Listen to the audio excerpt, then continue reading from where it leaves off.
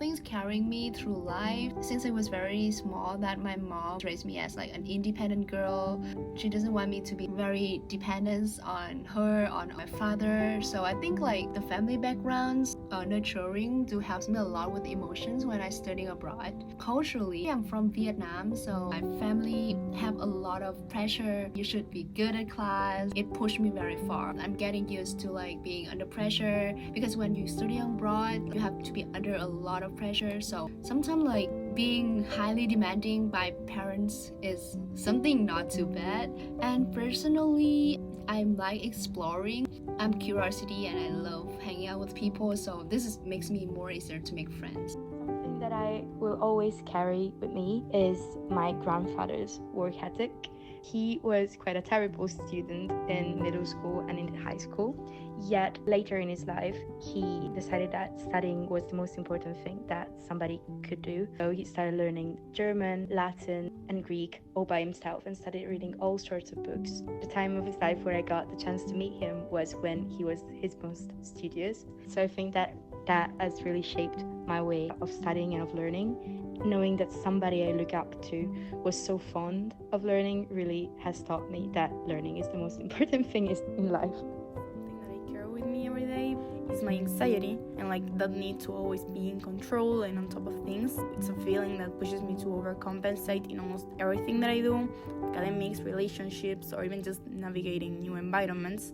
And while as someone who lives alone, I have learned to be independent and resilient, but also realized how much I rely on structure and stability to feel grounded.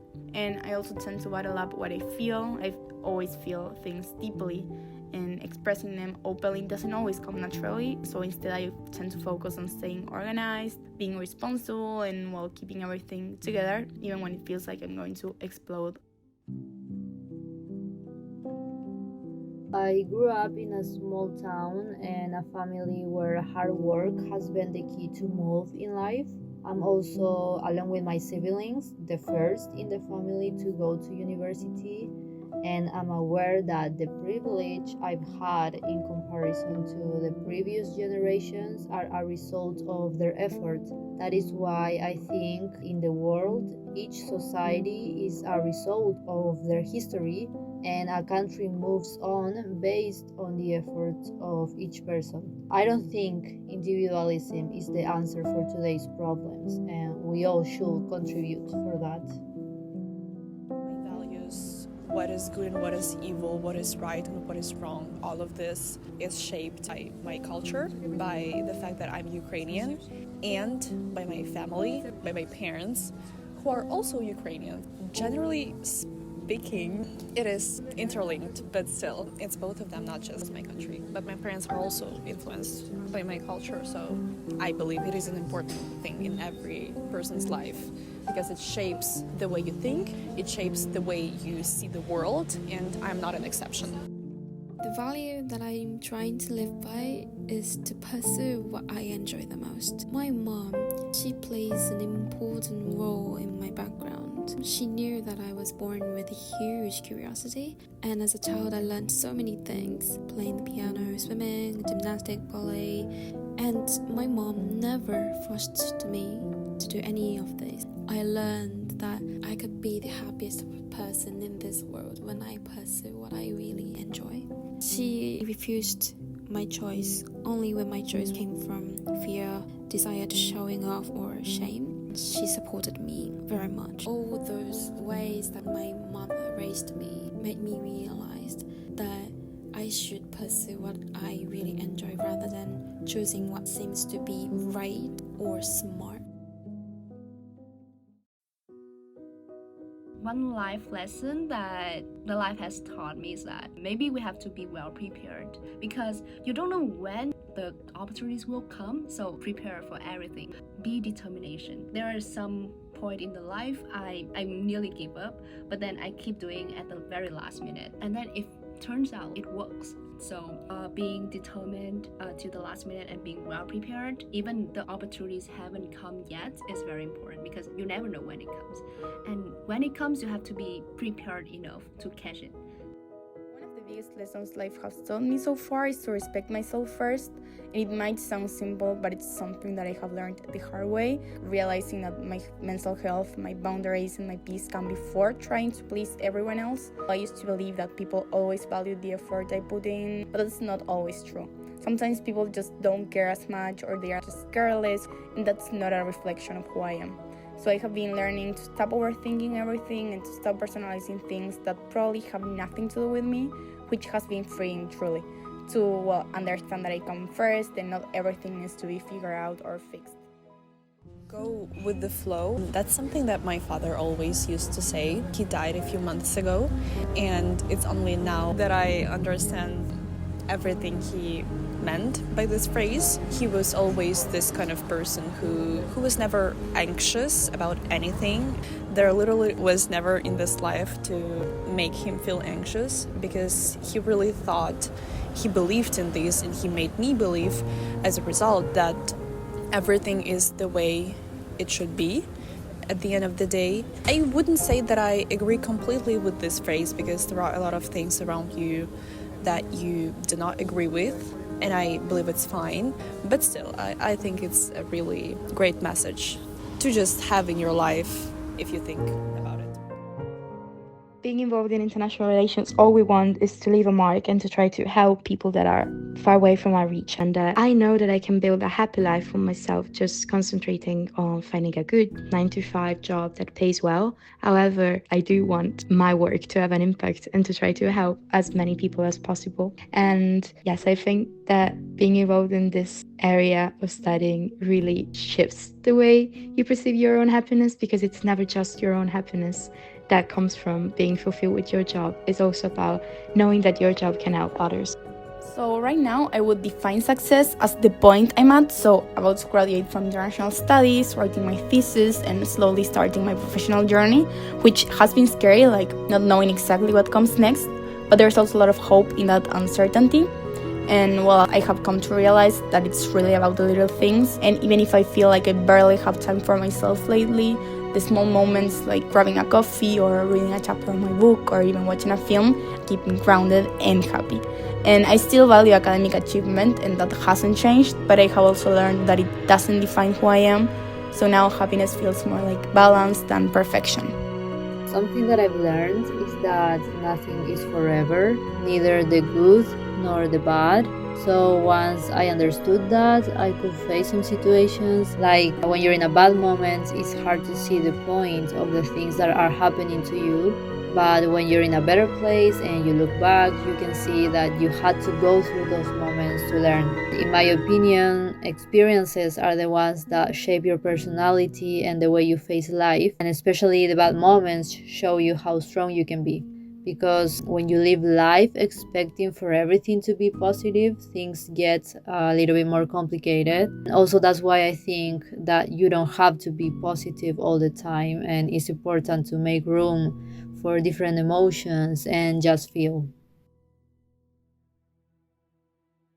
I really do like the idea of representing my country in UN environments and as a UN delegate. It's incredibly important to have representation for the youth, and I'm grateful that there is a program that brings young Italians at the United Nations General Assembly, but at the same time I don't like the fact that this is an opportunity that is only granted to countries that are from the global north. There are very few opportunities for people from the global south.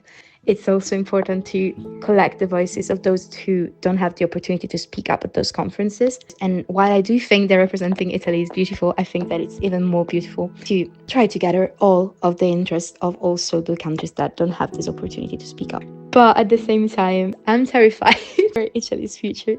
I know people my age that voted for Meloni. I'm often at protests. I listen to what young people have to say, and not all of them have fallen into the populist narrative of Meloni. While I know that there is hope for Italy's future and our generation, I really hope that people study more and realize that the patterns are there and that we cannot allow ourselves to fall back into the old patterns that led us to a totalitarianism. I chose international relations thinking in the goals that I wanted to achieve. For me, studying has been a tool to pursue those goals, and I think that my major has reinforced the things that I want for my future. It's important to be aware that feminism influences how I build my life. It's the search for a life without fear and without the limits that society imposes on women. It's about having choices, and also it's a movement that constantly educates me. The freedom we enjoy now has been earned and not given, and we should continue fighting. And gladly, that is something that I see in my generation, the continuation of the feminist cause.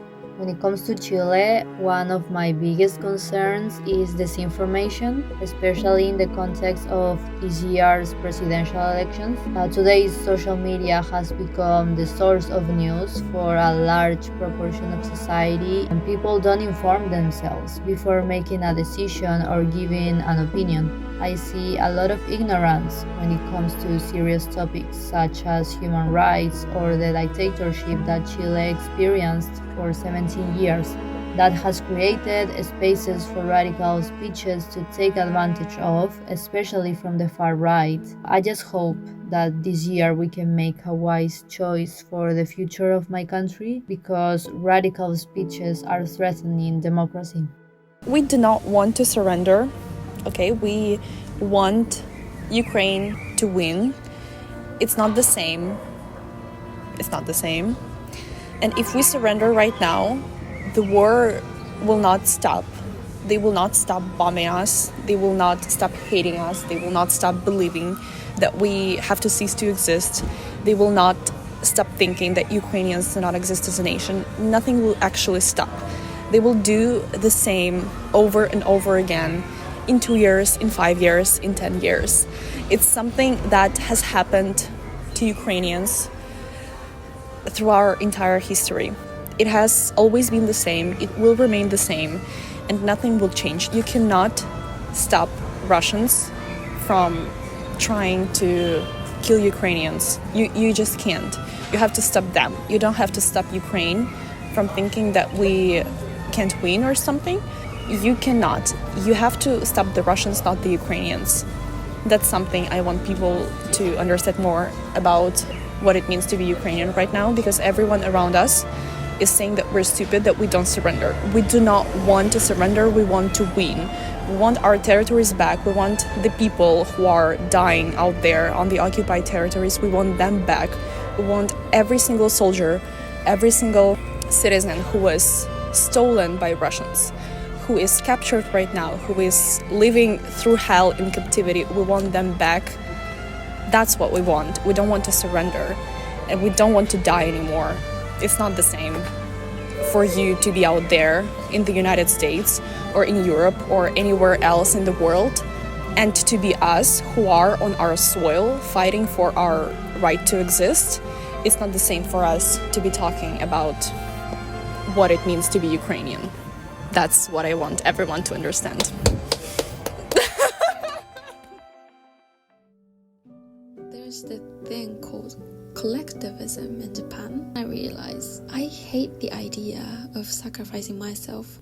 I want to prioritize myself. I don't believe in collectivism nor individualism. I rather trying to find some stance that I can love myself, and by extent I can love others that surround me and can collaborate with without sacrificing myself. One more thing that is important in my life that brings me comfort or peace is music. I cannot live without music. When I feel upset, anxious, or drained, I always listen to music so that I can shut down the world outside and I can immerse myself into the world that music offers. Listen to music, force myself to move forward. Every day I turn on the music that I really like. It's kind of up tempo. It literally moves my leg one step forward. So I am living with music that I like. food and music is the thing that makes me feel close to home. You know, Vietnam, we have pho, very good noodles. Everyone has to try that at least once in your lifetime. And luckily that we have a lot of Austin pho shops, so if I miss the Vietnamese food, I go there. Texas in general, we have a lot of Vietnamese restaurants here, so I don't find it troublesome to find Asian or Vietnamese food here. It is lucky for me. And the music, whenever I feel boring or I feel lonely, I listen to Vietnamese music, which really cheers me up, because sometimes like you miss your mother tongue because you live in a like foreign countries, everyone speaking English, not really in your own language. So when I was in Hong Kong or in US, sometimes if I feel lonely, I listen to Vietnamese songs. Makes me like have a sense of belonging to my home and keep me moving up. Belief in Ukraine, belief in the fact that we are Ukrainian, belief in the fact that we have survived Russia earlier and we will survive it now, belief that it can't just work this way, that everything that happened, that all the people that died, that it was for nothing. Probably believe in this because I'm pretty optimistic in general in my life. About anything that happens to me, I am really optimistic. I always think the best of people, and I always think that everything is gonna be great, and it doesn't matter what is going on now, but in the future we will be fine at the end of the day. So probably the fact that I'm optimistic, because others aren't that optimistic. At the end of the day, my goal has always been just to be happy. That's something that my parents taught me through my entire life, is the only goal I have, to be happy. And I'm not that afraid to die anymore, because you know, many people die around us. The war has changed a lot, and it's not just about me, it's about many Ukrainians. It has changed the way we view death in our life, because I believe that we're not that afraid to die anymore. No, we're just afraid of the fact, I'm just afraid of the fact that I'm gonna be found naked. I just want the world, the entire world, to see what Russia does to Ukraine. If you have to see me dead and naked to finally understand that they are a terrorist state, okay, I don't care, like, I'm dead once again. So yeah, you see, we're laughing like about it. It's not normal. Of course, it's not normal, but still, like, we laugh about it because it's the only reaction we have, to be sarcastic, to be ironic about everything that is going on.